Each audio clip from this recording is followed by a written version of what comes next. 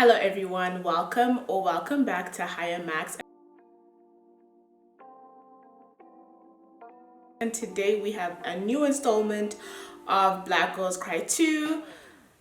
Y'all, we have to talk about this whole Meg Thee Stallion, Tory Lanez thing. And I don't typically, talk about celebrity things on this channel, but I feel like it ties in with a lot of the themes I've spoken about previously in terms of the treatment of Black women just in everyday life and also in the media. So before we continue on, do not forget to like, comment, subscribe, follow the socials. I have my personal page, as you can see, linked down here.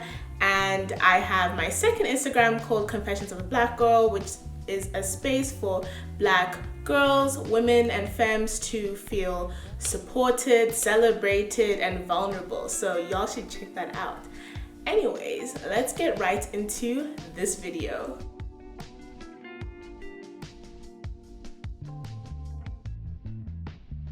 How do you not know her? But if you don't know Meg Thee Stallion, the captain, the hottie in charge, one of the greatest emerging female rappers we have currently in the past few years, she recently got shot, and there was a lot of rumors about what could have happened, what potentially happened that night, which was a traumatic event. We don't expect her to explain herself, especially since she has an amazing single that's out right now with Cardi B. So this is obviously not something she wants to talk about. She wants to celebrate, she wants to have a good time because her career is popping off, and there's nothing wrong with that.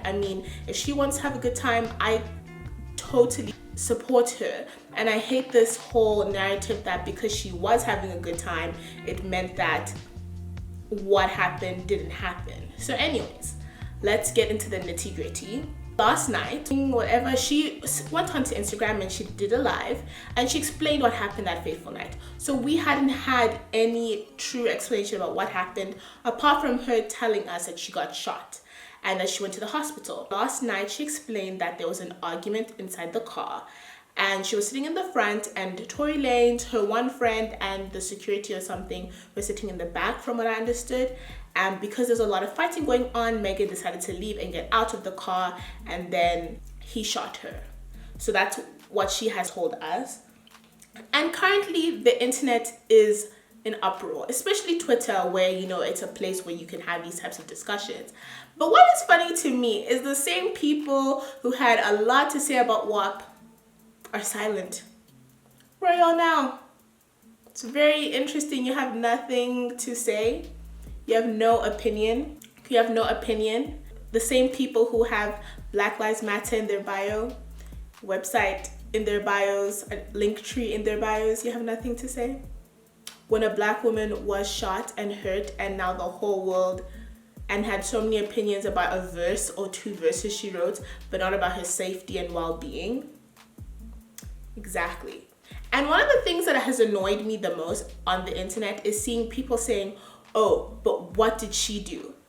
Are y'all serious? Like, what does that even mean? Do y'all think like it is a normal behavior to just pull out a gun when you are disagreeing with someone, if you're having an argument? I personally do not support gun culture, but I understand that if people are bringing out guns, it's because safety is threatened or something along those lines, but not because someone's getting out of the car. Because at the end of the day, she did show us the photos that she was shot at the back of her foot. So I literally am so disinterested in all these think pieces about, oh, but what did she do? She didn't do anything that would warrant that. If you're fighting with someone, if you want to raise your voice, raise your voice. If you want to do whatever, but we all know, like, violence is not the answer, especially something as dangerous as shooting someone. Anything could have happened. What if it hit something that could have permanently damaged her for life? Like, this is literally not a joke. This is somebody's life, and that's what I don't appreciate in terms of the narrative that's being spun. And this is literally back to my other video when I speak about why you need to stop calling Black women strong, because this is it. There's this expectation that it's literally gone to the point that one must be bulletproof. How is it if you hear that somebody got shot leaving a car after an argument, your first inclination is to question and not to feel sympathy for her? It's very strange behavior as far as I'm concerned. And it really does sadden me, and I hope that she is doing okay as someone who's lost her mom and her grandmother and most of her main support system, and to go through something so traumatic by somebody who is supposedly your friend. You know, that's one of the worst parts, is that they were friends or whatever, lovers, who knows, but somebody she knew intimately, to just do that to her, it's just not okay. And this is just a bigger narrative that people are questioning her. She didn't owe us an Instagram live or pictures of her injuries. If the king of quarantine, the dude who had a live or something to say every single day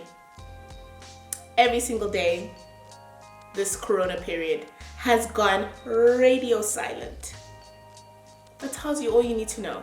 Personally, as far as I'm concerned, that tells you all you need to know. Because where has he been? Where has he been? Exactly. I've used this moment to talk about her stature. Oh, she's bigger than him.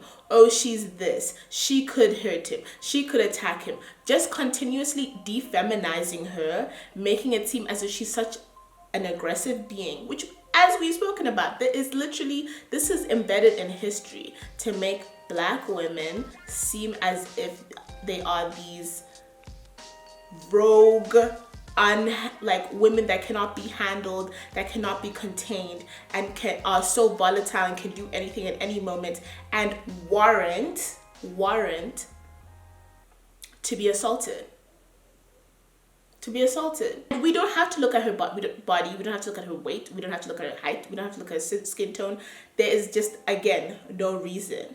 And what gets me the most is, at the height of everything going on, after something so traumatic, so crazy happened to her, she decided to just keep quiet. Like, that's just, and not tell the police what truly happened, because she didn't want to put his life at risk, her life at risk, or anybody else that was there, because we know how the prison industrial complex works. It's act a bit crazy now and ask questions later. So obviously she did something that was, I can't even imagine that amount of selflessness. But I think, though, it also comes down to the fact that, as someone who is a Black woman, who is at the intersection of being of race and gender, she understands a lot of how oppression works and how things, the long-term impacts of things. And literally, y'all, the only reason she came out is because, as she said, that there were so many claims on these blogs about such a false narrative that she did something, even though it doesn't even matter. Like, it doesn't matter what she did. Unless she literally brought out a gun, there was no reason for any of that. Anyways, that was the only reason why she came out. But in that moment, and over the past few weeks, her whole thing has been to protect him. And that happens a lot in the Black community, where Black women are, what do you say? Like, there's this quote about, if you uplift a woman, you uplift a community. When you uplift women, it impacts positively a whole community.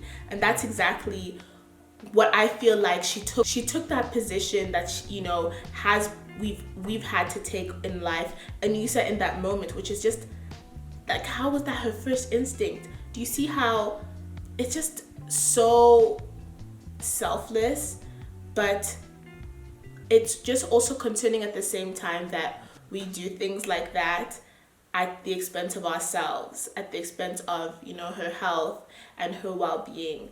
And I think there's a lot to be learned about why would she lie? That's my next question. Why would she lie about the situation? As I said, she is successful. Her career is popping. She's gorgeous. She has all these things going for her. Why would she lie?